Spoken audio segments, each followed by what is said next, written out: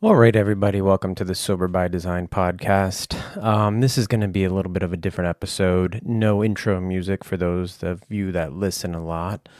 I just kind of wanted to jump right in. This is the final episode of the year. I have taken a couple weeks off around the holidays just to catch up on life and make sure that everything was handled for the family going into the holidays, as well as just sort of catching up on some rest for myself.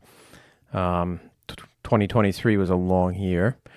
And for those of you who have been listening over the past 29 episodes, you kind of know that a lot of the reason that I record this podcast is to show that people can, find fun, enjoyment, fulfillment in life without the use of mind altering substances. It is sort of the core of what I feel recovery is given me and what I think that it can give other people.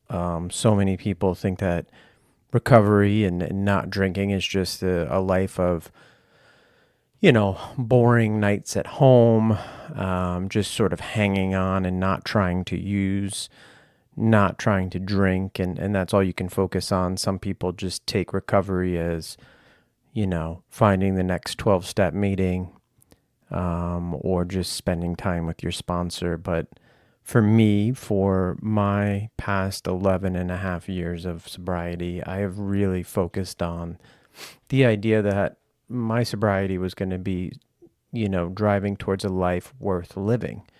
I didn't get sober to just be sober. I got sober so that I could enjoy time with my wife, my kids, friends, family, community. And that's what I've been doing as best I can. Obviously, life still throws challenges at us, and not every day, every week, every month is wonderful. In fact, most of the days are tricky. They're tough. Um, you know, a lot of people would, post things or say things after work in their normal day to day, like, you could use a drink after today, or boy, that was a long day. Let's go out for a beer or whatever. And, I still have those days, and we all do. I just choose not to drink after them. I choose to find some other way to sort of go about my life, understand that bad things happen, things are hard, and that if I drink, it's not going to get any better. In fact, if I don't drink, the odds of me finding a solution to the bad day, the issue, is really well within my grasp in a short amount of time. For me personally, 2023 did have a lot of challenges, and I don't really want to focus on them, but I do want people to understand that I don't just, have all this fun stuff that I do and all these great moments. There were challenges around my dad's health, which continues to be a challenge to this day for me. Work is always a challenge.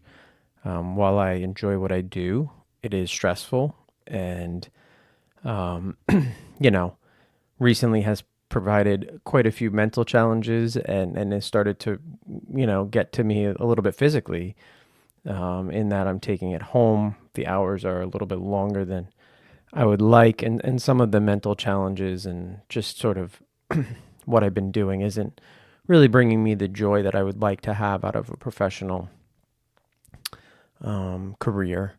And it's something that I got to focus on moving into 2024.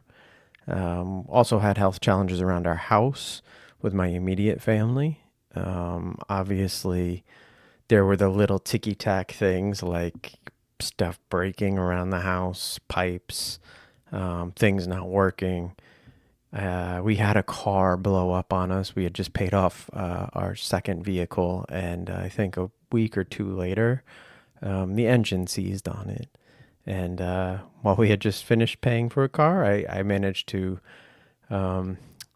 inherit a larger car payment a month or so later. So, not everything has been rainbows. But that being said, it was another year of sobriety, and a ton of great things happened. So I wanted to kind of go over them, kind of as a year in review, and explaining to you that, like, I do live my life fully. in my recovery, and I think other people should. And maybe some of these things that I've experienced can help you understand that if you just stop drinking for some amount of time and you don't use substances to alter your mood and your mind, you can really live your life and understand what's going on. This year I was fortunate enough to, last January, I'll just start with January because I figure it's best to go in order. I went to get a tattoo with my older son. He wanted a tattoo. He had loved tattoos since the age of, gosh, I don't even remember. I want to say third grade, fourth grade. We would watch Ink Masters on, I think it was on Spike. And he just loved watching the tattooers, and we took him to a tattoo convention for a birthday of his, and he got to meet some of those, famous tattoo artists, and he had been wanting to get this done for years, obviously. And, early in January of 2023, I was able to take a day and go get a tattoo with him. It's something that I'll remember. Obviously, I have the mark on my body, and he has the same on his. His was a commemorative tattoo for his grandmother and uncle. And I think it'll be something that he, can wear proudly for the rest of his life. There was no mistake. It wasn't a tattoo that wasn't thought out. And it was something very fun and special for us to do.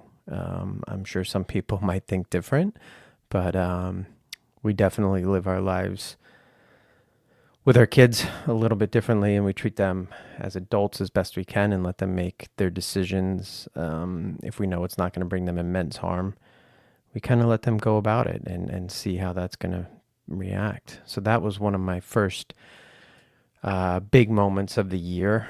Right after that, we had some great success with our younger son in school. He had been struggling, I would say academically, for a while, always just kind of on the cusp of that B/C student, never really able to come over that hump and find that academic success. He tried hard for a long time, but would always kind of struggle a little bit with concentration, and that would kind of tumble out and affect his grades. But in the spring of this past year, he was able to make honor roll for the first time. And then the joy that I saw in him and that sort of esteem that he got from, the hard work that he put in and the hours and that concentration that he put in school, you could see it in his face. And he was just so proud to, bring that slip of paper home and see his name in the local newspaper. It really was something special. And again, like, I'm here fully seeing the whole progression of that. It could have been easy to, in the past versions of myself might have slipped away, and kind of missed parts and pieces of all of that. But I was here through the struggles, and in the struggles with him. And then I was here for the success of it. And that, again, is what I preach. I mean, you got to be here for all of it. And that's where the joy in life comes from. It's been real fun to watch. And then right off the back of that, we got to see our oldest son graduate high school this past year. It was, again, something that I've was part of from the start, obviously. Early on in his elementary education, I was still drinking. But I did quit pretty early on. So I was watching him sort of maneuver through the grades and just have success. Kind of the opposite of my younger son. My older son, doesn't struggle academically in school. It kind of comes naturally. He has been able to sort of maneuver and get A's and just do well on tests and not really have to put that much effort in as of yet. And, watching him graduate towards the top of his class, make his decision around college and just be part of all of that in the past in 2023 was, again, just awesome to be here for something that, um, you know, I wouldn't have missed, didn't want to miss, and happy that I could be here. Um, some of the fun things that we've done over the past year, music. If you've been listening to my podcast, you know that every week I do recommendations on music, and we do go see a lot of shows, my wife and I, and we have for years.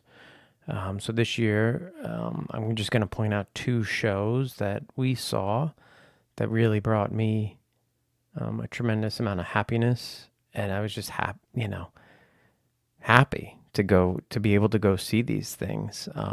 These aren't the only two shows that we saw, but these are the two that bubble to the top. And one, we went to see Noah Kahan in upstate New York early on his leg of his U.S. tour. We had bought the tickets for the boys and my older son's girlfriend, and we planned this trip. And this was well before Noah became sort of this superstar. This was before all his shows were sold out, before it was impossible to get tickets. But we had bought these tickets, and we went to an apple orchard in upstate New York and saw him, and it was an amazing experience. One, because the weather was perfect, and then two, the venue was stellar, but mostly because we were there with our kids, and we have done a couple local shows with the kids, but nothing to this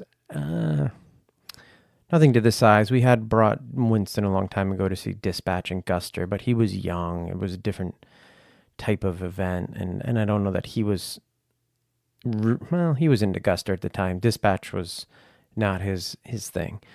But all of the kids and us, we all really appreciated Noah's music before going in, and I think coming out of that event, we really appreciated it more. I've seen a lot of shows in my life, and the atmosphere at the venue was amazing. He put on an amazing show, and the crowd was so engaged. Mostly younger females in the crowd. I would say 20-something females, so I was way out of place. But man, they just were, it was like a back and forth with him and the crowd and the lyrics, and people were crying. It was very different. Probably more emo than the Dashboard Confessional show I saw back in the early 2000s. It was definitely something I'll remember. The energy was great. The show was great. And we are going to be going to see him again in Fenway next summer. I'm really looking forward to that, and letting the boys experience Fenway without having to see a Red Sox game seems like a win-win. The second show, which was close to this show for me, was just recently. My wife and I got to go to Levon Helm Studios in Woodstock, New York. It's about 2 hours from our house, so not close, not far. But we decided to go because a band that we had seen at Newport Folk Fest, Blind Pilot, was playing there. And Blind Pilot hadn't done any shows out east in years. It feels like since we saw them at Folk Fest, and that was back 6 years ago. So it had been some time, and they had advertised 4 shows on the East Coast, with this one being the closest. And we had never been to Levon Helm Studio. For those of you who don't know, Levon Helm was the drummer in the band, and so songs of his without a doubt. You've heard them. If you've listened to any music in your life, you've probably heard a couple of the band songs. And I knew it was going to be an intimate venue, but stepping into the barn was just different. The most different venue I've been in maybe my life. Very small. Don't think there was a bad seat in the house. We had seats, but you could also be standing up in what would be like the hayloft or behind the stage, which was really cool. And then the band came out, and we were we were 2 rows away from the band, so super close. The band came out. They were missing a couple of their members, but put on a stellar show.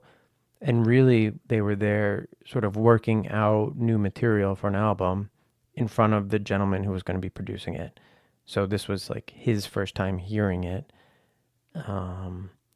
And obviously our first time hearing it. And it was just really cool to hear those songs mixed in with a bunch of songs that we had known and come to love over the years. So all in all, just a great show, great experience, and we will be going back to Lee Von Helm Studio. So again, just another fun night. Didn't need alcohol for any of it.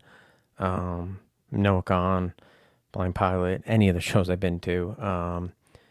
I'll just tell you that for me, being able to go to shows, not drink, come home and remember them fully has been amazing. I mean, I can go back and still remember, sets from Folk Fest 6 years ago. I can remember all of the shows that we've been to and parts and pieces of all of them over the past 11 plus years. And there's a lot of shows that I saw before that I can't recall much of anything. I know that I was at places, but, for me, a music lover, this has been one of my favorite parts of sobriety is the ability to go and just be in the show and really listen to the music and, remember the venue and be able to pick out parts of all of the evening.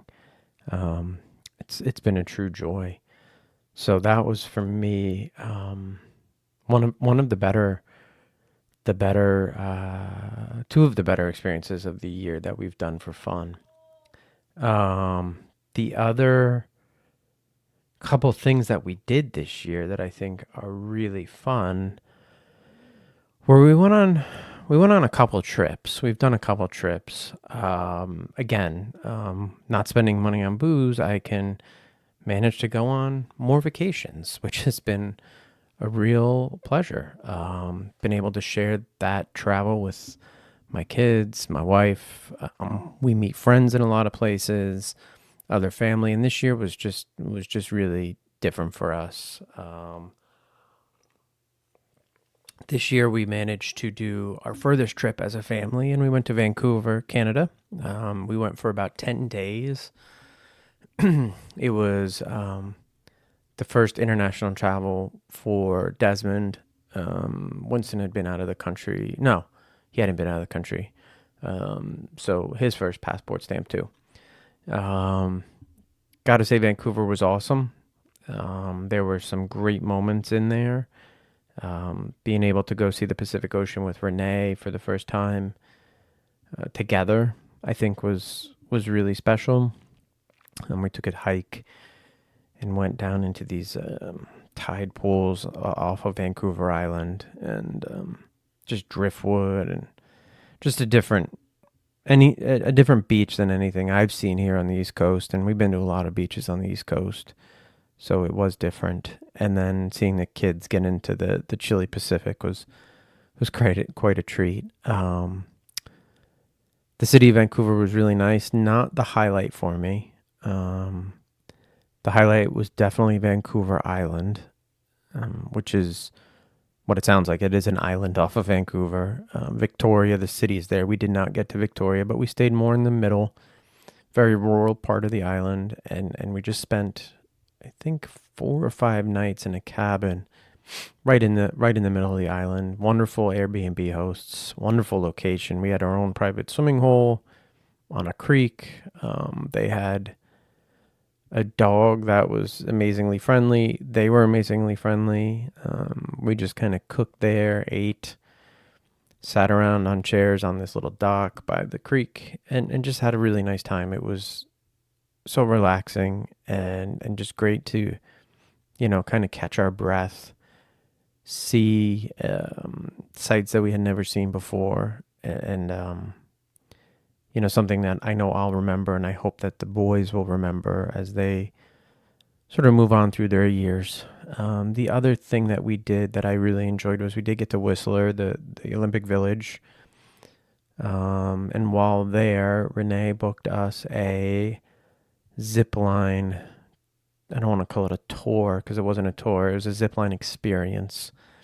Um, it was pretty amazing. I did it with just the boys. Renee, took us to the base, and then we left and hiked and got on a bus and then got on a gondola and then got off of the gondola, then got on another bus, and then we hiked some more, and eventually we landed at a very high peak, and we ended up, I think it was the fifth longest zip line. I don't know. I want to say it was 1.5 miles. The whole experience, once we got on and off of the zip line, I think it lasted maybe a minute. It was incredibly fast, incredibly scary for me. I'm not a huge thrill seeker, but the two boys went first, so they were gone within a split second of stepping off of the ledge. And then they asked if they had parents, so I raised my hand, and I then became the person to follow them. Really cool, different perspective to see anything. I wish it was a little bit slower so I could have taken in the sights from this elevation and sort of just how you're traveling through the air. But something I would maybe do again.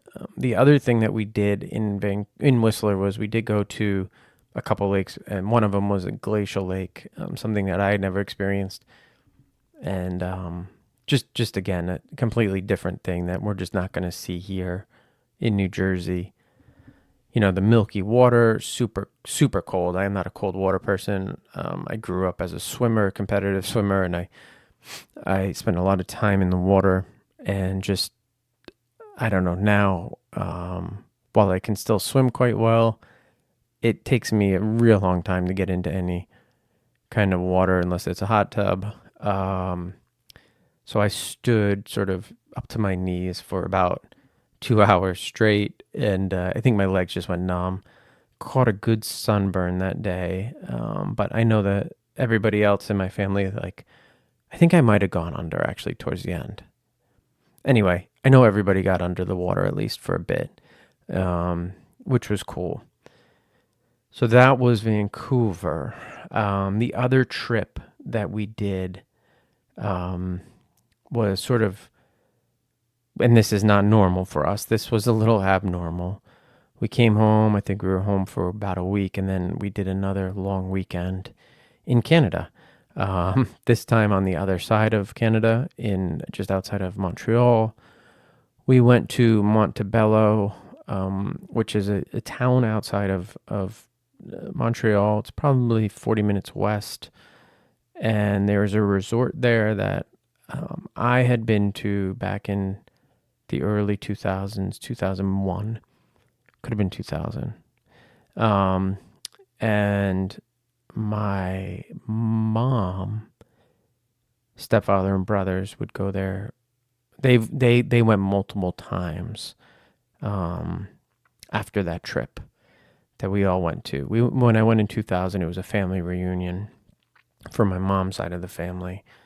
My mom continued to go there with my brothers for years. They just loved it. It's a Montebello Resorts. When we went, it was independently owned. Now it's owned by Fairmont. Just a wonderful old log cabin right on a river. Sort of restaurants right there, activities. What you would think a family resort should be. And then sort of elevate it to the next level. Again, not something that we would typically do. This was a little bit outside of our norm. First off, back-to-back vacations, and then staying in a higher-end resort like that is not our thing. But we did it, and we did it in celebration of my brother Mark, who had passed away a couple years back. He wanted us all to go to certain spots, and while we hadn't been able to coordinate some of them, We really made an effort to coordinate this one. Like San Francisco wasn't possible. That was just my brother. Burlington, I believe, was my brother and my stepfather. And then Montebello, there was a group of us that went. And it was, it was somewhere that I hadn't been in 20 some odd years. And,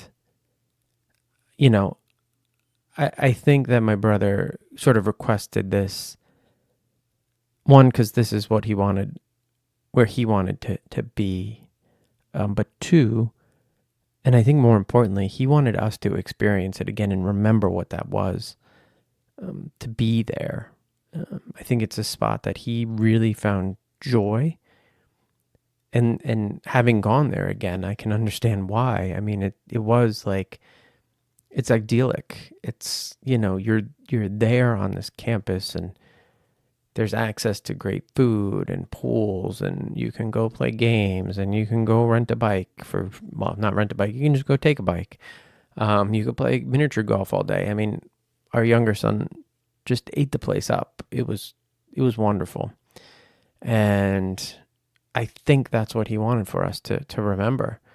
And then also just remember what it was like to sit around and talk to the people that are important to you, because that was the other thing that happened in this hotel. You're spending so much time eating together and sitting around the pool, and then at night playing backgammon on the built-in boards or Scrabble, or, you weren't sitting. This was, when I had gone there, it was pre-smartphone. When he had gone there, it was pre-smartphone, but it felt when we were there like it was still sort of pre-smartphone, if that makes any sense. And finding places like that, I think, are a real challenge today. And the fact that he put us back there and made me remember that still can exist, was really, it was a move from beyond the grave, that's for sure. And something that I am appreciative of from him, for sure. So those were some of the bigger things that happened this year. I did want to touch a little bit on some of the more fun stuff and the media, or whatever I want to call it, things I liked about this year.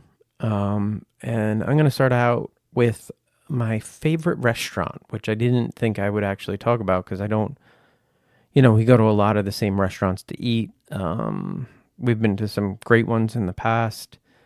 We live just outside New York City. We've been to Vegas. We've been to some great other cities. I've had some great meals in my life. I'm lucky to say that. Some of them through work, some of them personally. And I appreciate the experience of going out to dinner. I really appreciate the experience of going out to like a great dinner, and I will search those out. But the best restaurant that we ate in this year was somewhere that we ended up in Vancouver. We had gotten there. We took the long flight. We did the whole day. We were exhausted by the time that we got into the city, and we were just looking for food close to our condo. We were on just whatever random block it was in Vancouver that we were staying on, and we walked, I believe we just walked down the street to try to find a restaurant. We had one place in mind. We got there. It was a bar. There was like no tables. It wasn't a real restaurant. I think we might have tried one or two other places. They just didn't strike our fancy. So we stumbled into a Japanese / sushi place, called Tokyo in April. Didn't look like anything spectacular. It looked like any other sort of takeout kind of, Japanese restaurant. And we sat down. Renee and I ordered some edamame. Then we ordered a bunch of sushi. The boys ordered chicken teriyaki. And then I think Renee might have ordered salmon teriyaki for her meal. and the food came out, and it was out of this world. I mean, it was better than some of the high-end sushi that I've had in New York. The chicken teriyaki was great. Desmond actually stood up and applauded the chefs. It was an experience for sure. And if you ever find yourself in Vancouver, I do suggest that you visit Tokyo in April. It's down by the arena, and well worth the walk if you are at the Vancouver arena. I actually have a shopping bag from there. We took it home. They gave us, we went back the next night. We got takeout from there the night after because it was that good. And even the takeout held up. So you can do takeout if you go. So that's my restaurant pick of the year. Again, just really out of this world food. And just shows you that you can, if you go to and this is just another point. In Vancouver, like all the food we had was good. We have food in the aquarium. It was better than like half of the restaurants that we eat around here in New Jersey. It's just, they put a little bit more effort. I continue to hear that. I continue to hear that around the world the food's better. It's a challenge that I need to get over this year and understand how to maybe feed myself better, feed my family better. We try.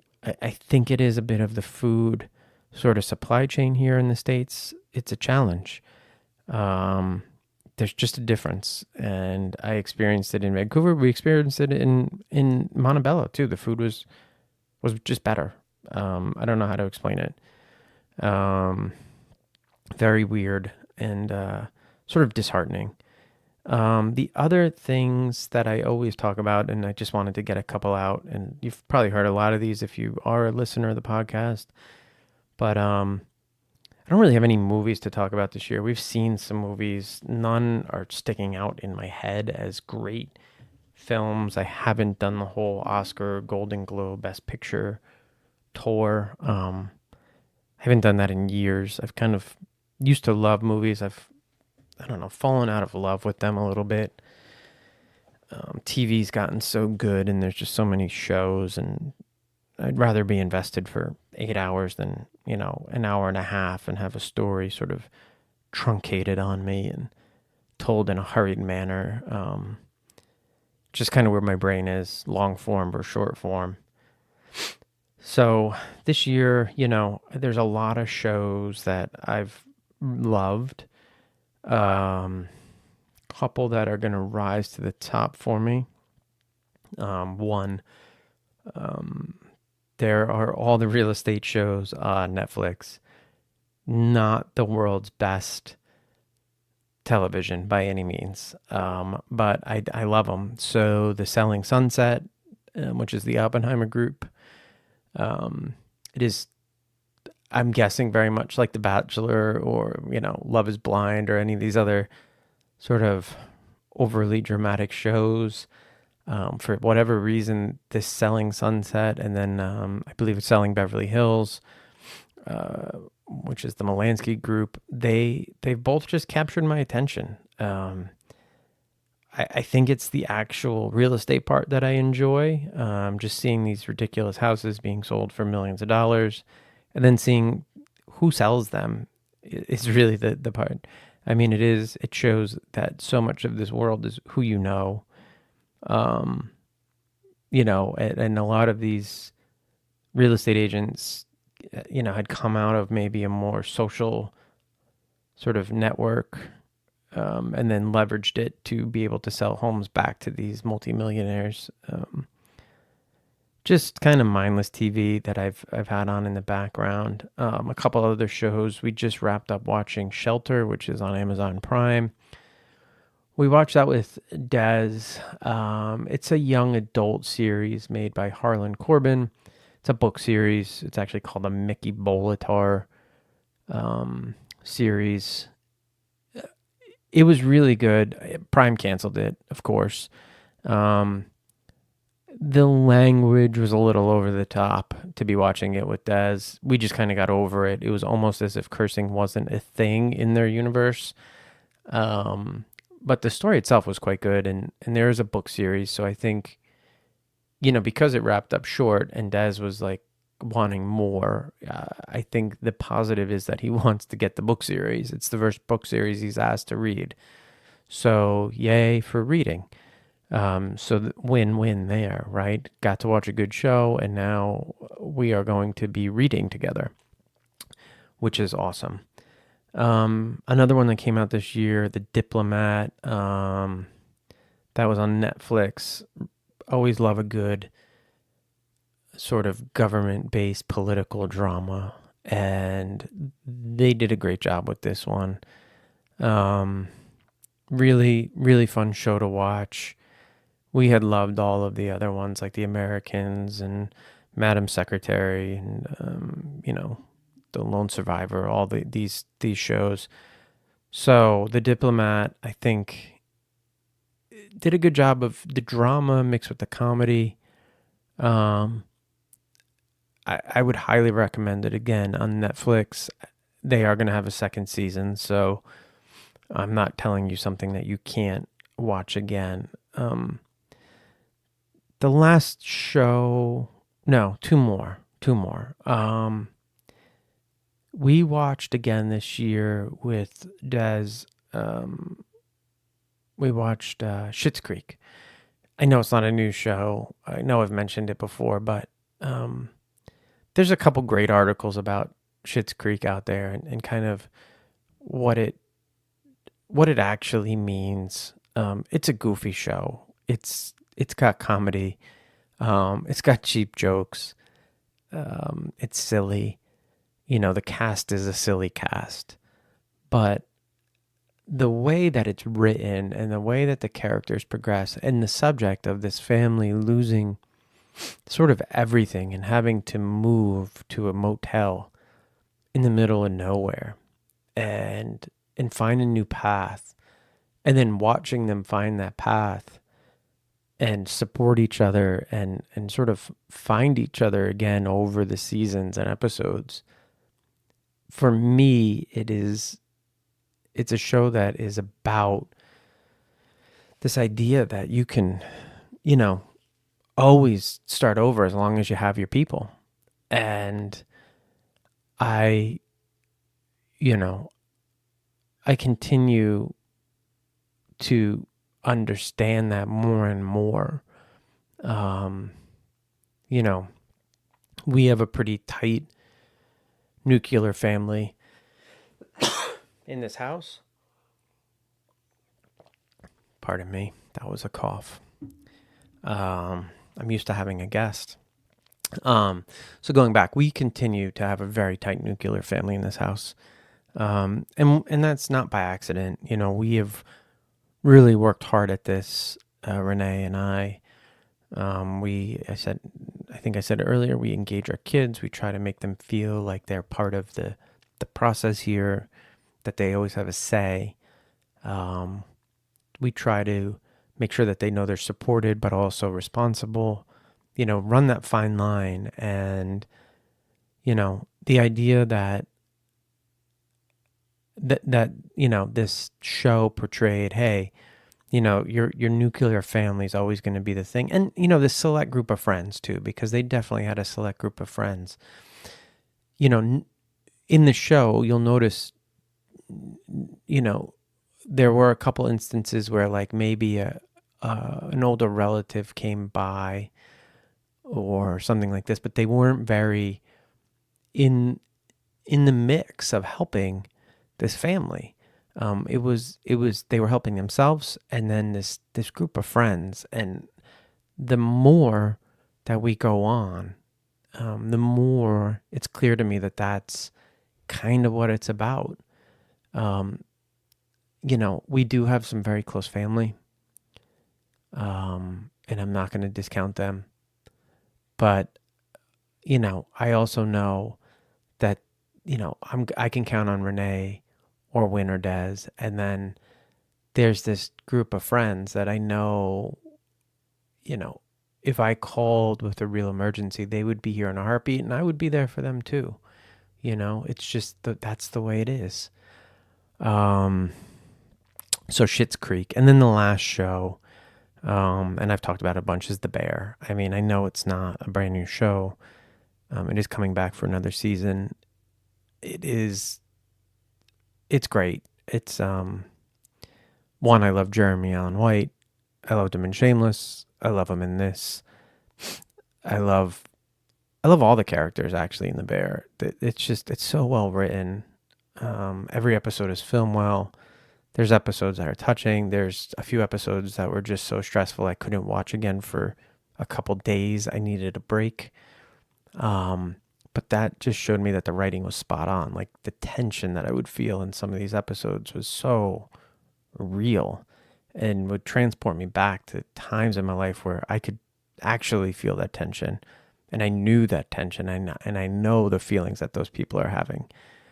And, I don't know about working in a kitchen, but I know enough about all the other subject matter in there that now I believe every bit of the kitchen part as well.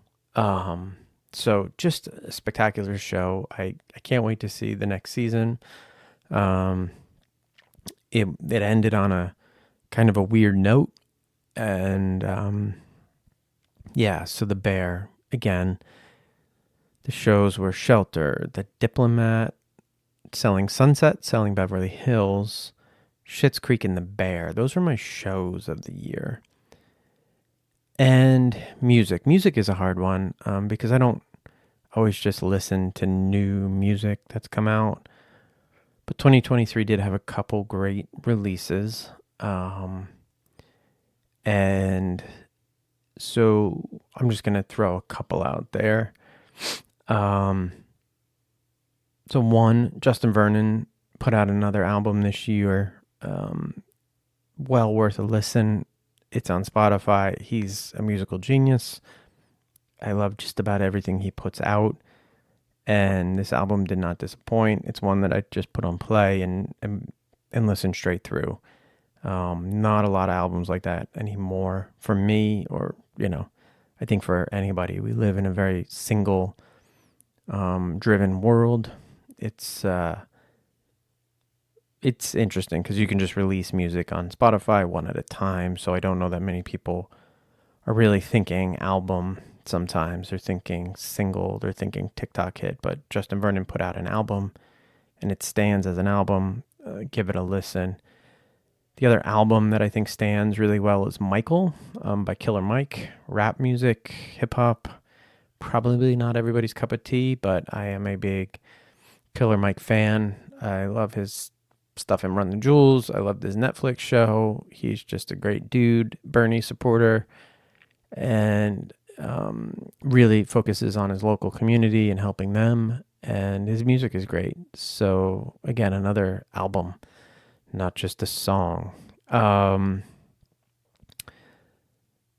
The other time that Justin Vernon popped in this year was on the Zach Bryan EP. Two songs that I really liked off of that. One was Boys of Faith, which was Zach Bryan and Bon Iver. Also Justin Vernon, same guy, same thing. But that's a great song. And then Zach teamed up with Noah Kahan on a song, Sarah's Place. Both really great songs. Zach Bryan's been killing it out in the music world. Maybe the biggest act in the country. I'm not sure, but definitely towards the top. Huge commercial success, but he's continuing to just write good music. And the last song, and it was off Zach Bryan's new album, full album that he also put out this year, was East Side of Sorrow. The album was good. I don't know that I would say that I could listen to that album in full. Close, but not the full album.